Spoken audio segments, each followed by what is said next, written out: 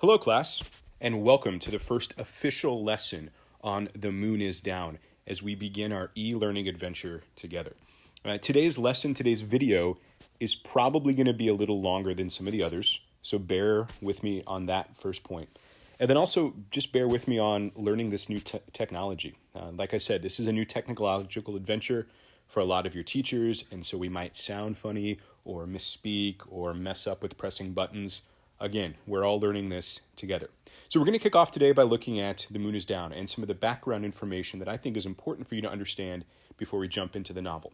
Like I said, this video is going to be longer, but the assignment that follows is going to be much shorter than the others that you'll experience throughout this unit. But before we kick off with the background, I want to just show you a picture. Okay, this image, what thoughts come to mind? What do you think the message is that the artist, in this case, is trying to communicate? So if you want to, just pause the video and take a minute to think about that.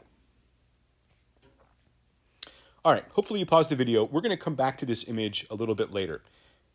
But before we do that, we're going to talk about some essential questions. Okay, so why are we reading this particular novel? Why is this book an important part of our American literature experience? Well, this book is really all about democracy.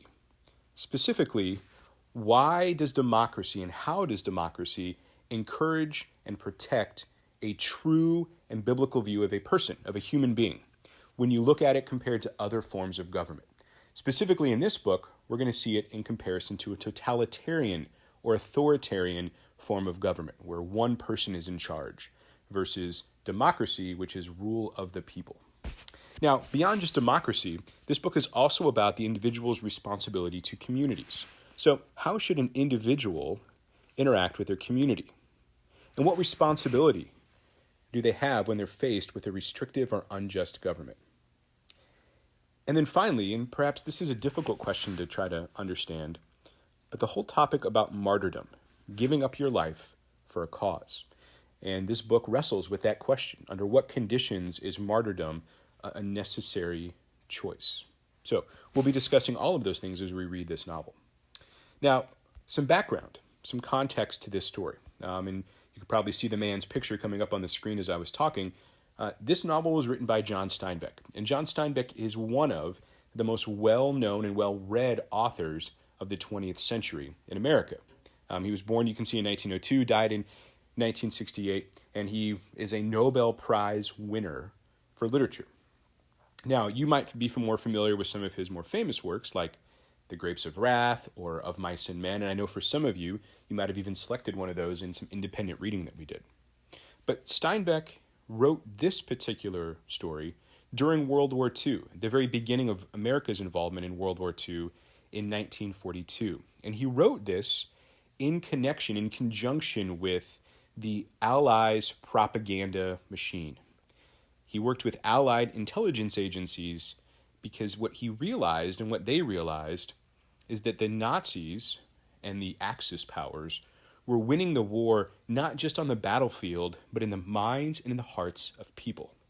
And so Steinbeck, as one of the most famous American writers of the time, was tasked with writing a piece of propaganda literature that was designed to encourage and promote the democratic ideals and the ideals of freedom that the Allied powers were fighting for. So, obviously, this is a response to, like I said, the Axis propaganda machine. And Steinbeck, you can see the quote on the screen, when the war came on, World War II is what he's talking about, he wrote The Moon is Down as a kind of celebration of, and I love this phrase that he said, the durability of democracy. So why does democracy stand the test of time in the face of cold steel and overwhelming force? Now, if he was hoping to highlight the power of democracy, then it would make sense maybe for him to set this story in America. But actually, this book was not written and set in the United States of America. And it is the only novel that we'll read all year in our American literature class that doesn't have America as the country that it's set in.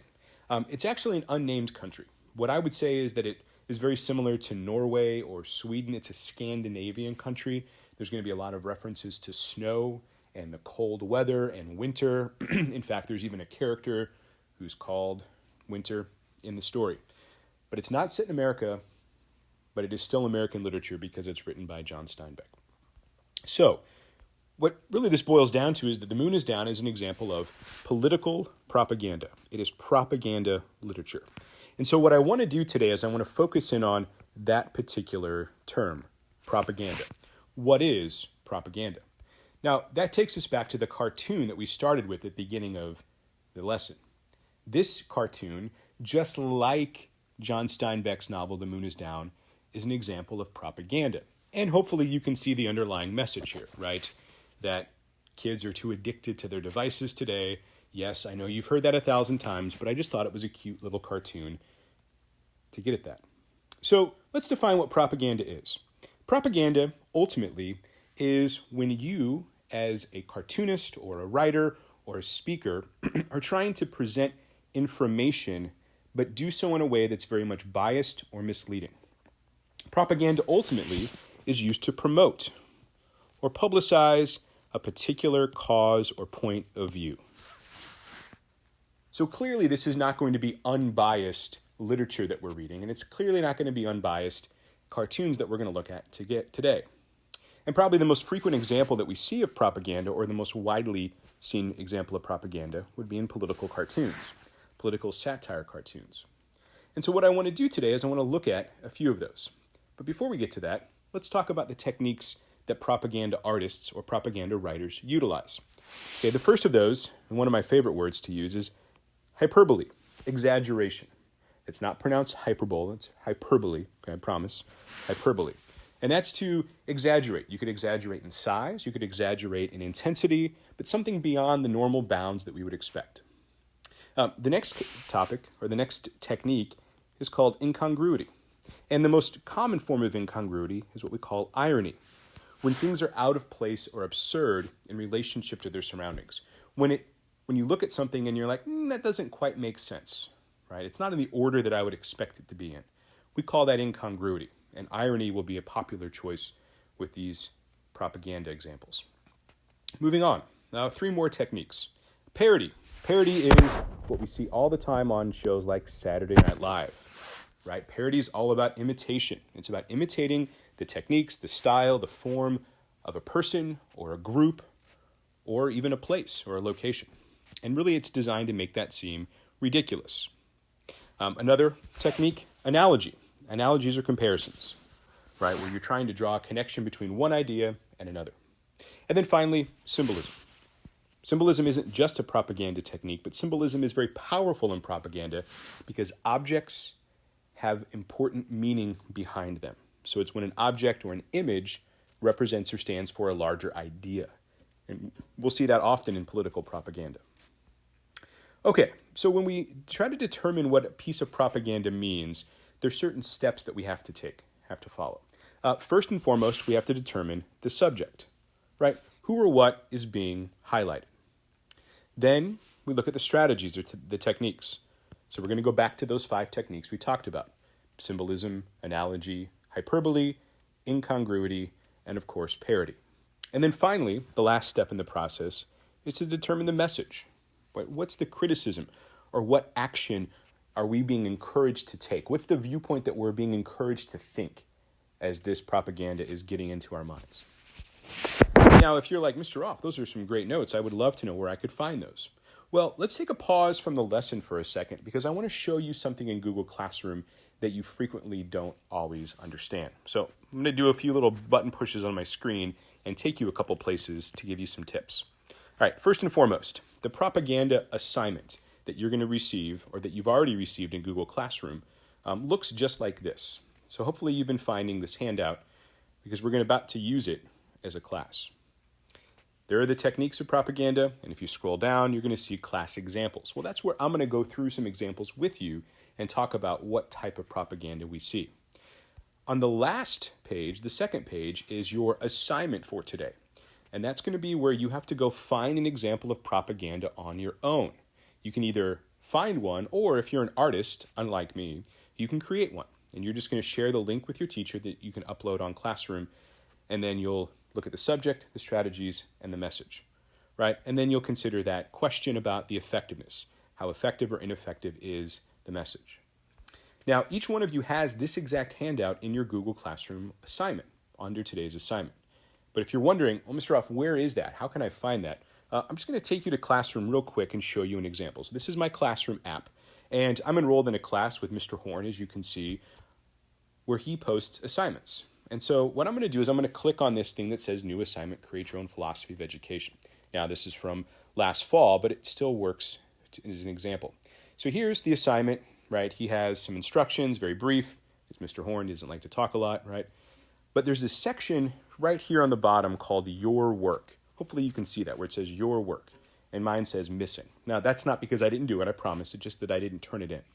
So if I click on that little arrow, it brings up my work. And there happens to be a Google Doc, right? With my name on it. Wow, how did that get there? Well, this is the work that Mr. Horn shared with me to create on. And so if you're looking for your particular work, that's where you can find it.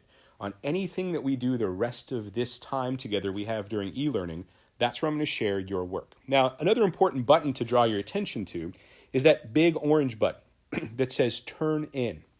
You see, in Classroom, it's going to be marked missing until you actually click the Turn In button. So when you're finished with the assignment today, when you've typed in all of your comments and all of your thoughts that you want to put in there, you're going to click that big orange button, Turn In. And that tells me that you are ready to submit this assignment for grading, for me to look at. Otherwise, it's going to show up as missing. Now, obviously, I can still access it and look at it, but that Turn In button is very important for you as a guide and a help to me. All right, hopefully that helps. So just a quick reminder, there's the assignment. To find your work, you click on the little arrow that says Your Work, and ta-da.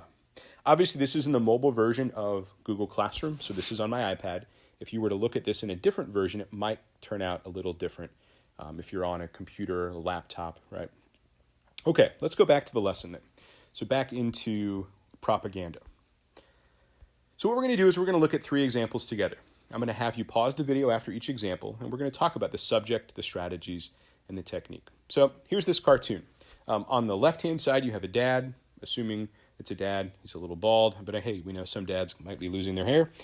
He's reading the newspaper, and he has this thought in his mind, where do kids learn to be so violent? Right? Hopefully you can see that. Behind him, at their nice big screen TV, is his son, right? His elementary or maybe middle school age son playing a video game called Cop Killer. Hopefully you can see that here in the bottom of the screen. Rated M. Where do kids learn to be so violent?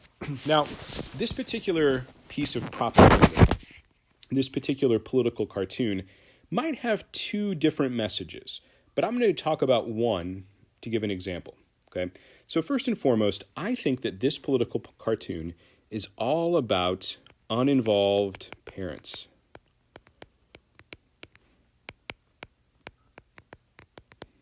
And I think it's really criticizing or critiquing uninvolved parents. And I think it uses several techniques. Okay, first of all, there's some exaggeration or hyperbole going on, right?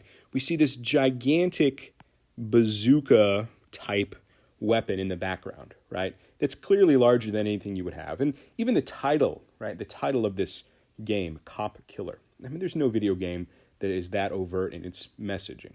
So you could certainly look at some hyperbole as a technique. So we'll say Cop Killer, and then the size of the gun. Okay. But there's another prominent technique going on, and it happens to be with what this dad is thinking. Right? What this dad is thinking. This is an example of incongruity, or more specifically, irony. You see, this dad is asking a question that he should be answering in his own very living room, right? So he asks an ironic question. Where do kids learn to be so violent? Well, I don't know, sir. Maybe look behind you, right? Little Johnny is playing a cop killer game. So a message you can take away from this particular cartoon is pretty simple, right? Where do kids learn to be violent? Well, parents need to be more involved. in the lives of their children.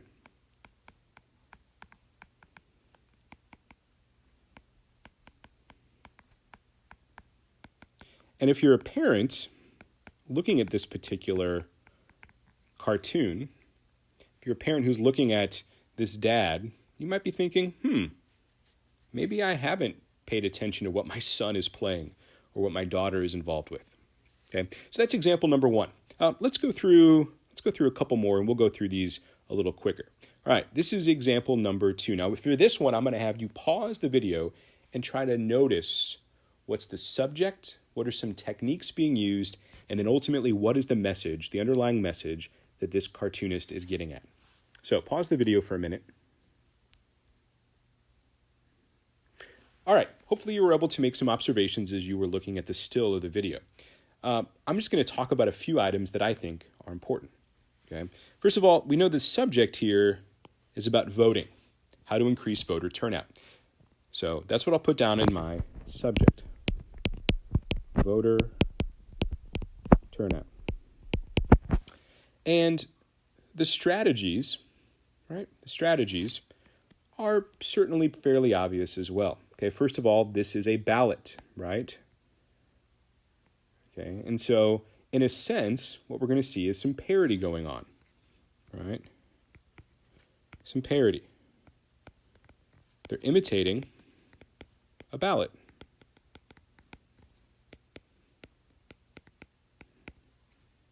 Okay, next, okay, at the very bottom, right, American Idol. So President, Congress, and right below that, of course, you're voting for who you think won American Idol. Well, this is another wonderful example of incongruity or irony, but we'll call this more incongruity. And we're calling it incongruity because American Idol is out of place.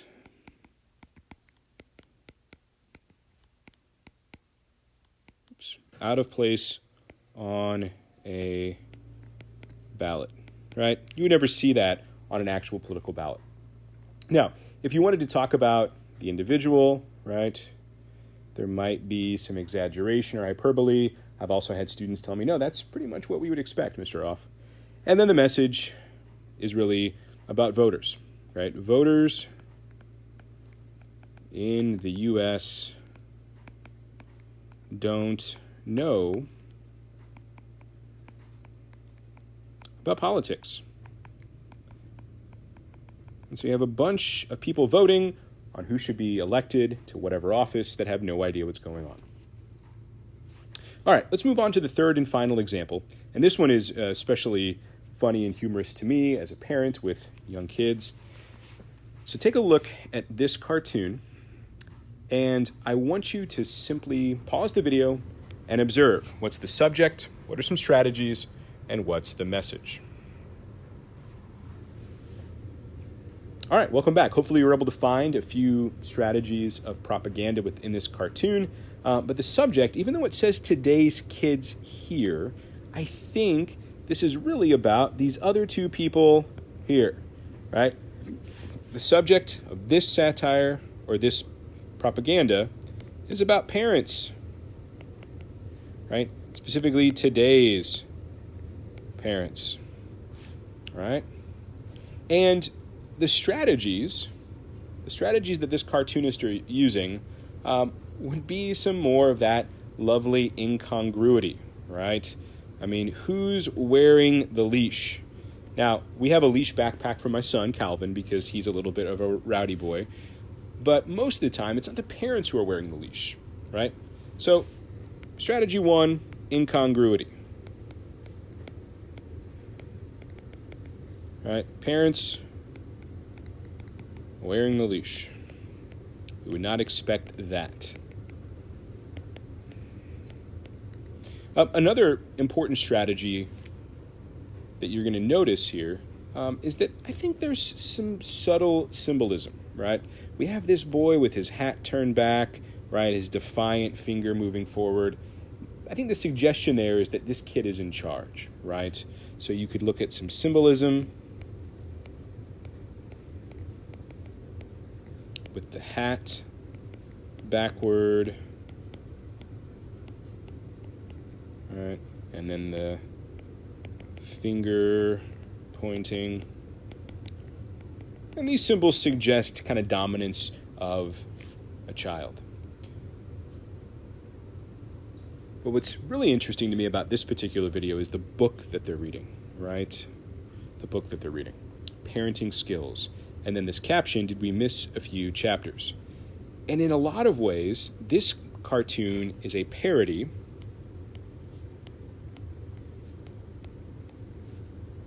of parents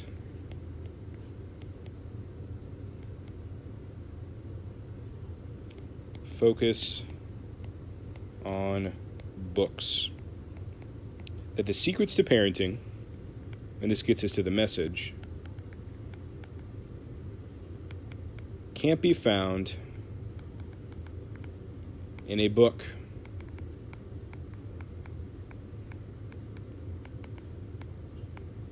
And I'm not saying there aren't good parenting books out there, but ultimately, sometimes good parenting involves getting to know your son or daughter, right? This little guy here, not trying to worry too much about what the book says. Okay, enough of me talking. What your assignment is today is really simple. You're going to now go out into the internet or maybe get out your art supplies, and you're either going to find or create one example of a propaganda cartoon or one of these political cartoons. Now, obviously there's a lot going on right now in our country, and you might find some really interesting ones that may or may not be appropriate to share at school, but make sure that you pick one that you're going to share with me that is appropriate for school. You're going to simply go through the same process that we just followed. You're going to look at the subject, so try to determine what the subject of that propaganda is. You're going to look at some of the strategies. I'd love for you to find more than one strategy, and then try to determine the message. Now, if you go back to the specific assignment sheet itself, okay, you can find all of the notes, a place to write down those class examples that we went through, and then also the assignment, subject, strategy, message. There's also a follow-up question for you to consider the effectiveness of the message. How well does that work? One more reminder. The due date for this particular assignment, as for all of our assignments, is going to be the following day. So if I sign it on a Wednesday, then it's going to be due that following day, so Thursday. If I assign it on a Monday, it'll be due on Tuesday. And the due date time that I'm going to offer is 8 o'clock in the morning. Okay, that's when I'll probably be up. My kids will be all fed breakfast, and I'll be looking at the assignments for that next day. Well, hopefully you enjoyed this first lesson. I know, like I said, this was a little bit of a longer video than the others will be, I promise. I will be keeping most of them between that 5 and 10 minute range. But this assignment itself is pretty short, so I don't think you'll have a lot of extra time. And I wish that I could be going through this lesson with you all in person, but obviously we can't do that right now. Just know that I miss you, I love you, I'm praying for you, and I hope that you have a wonderful rest of your day. See you later.